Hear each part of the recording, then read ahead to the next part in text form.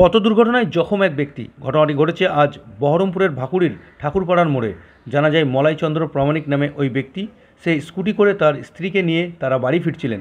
রাস্তাতে ফেরার পথে ঠাকুরপাড়ার মোড়ের কাছেই একটি টোটো নিয়ন্ত্রণ হারিয়ে তাদের স্কুটিতে ধাক্কা মারে এবং ঘটনাস্থলেই স্কুটি থেকে পড়ে জখম হন মলাইচন্দ্র প্রামাণিক।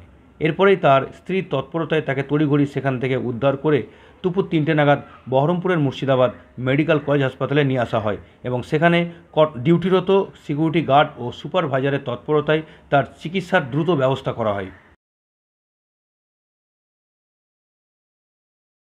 কিসে ছিলেন? টোটোতে? স্কুটি কোথায় যাচ্ছিলেন? কোথায় গিয়েছিলেন? ওখান থেকে বাড়ি যাচ্ছিলেন। কোথায় হলো এটা? ভাকুড়ি ঠাকুরপাড়া মোড়। আপনার নাম? মলাইচন্দ্র প্রামাণিক।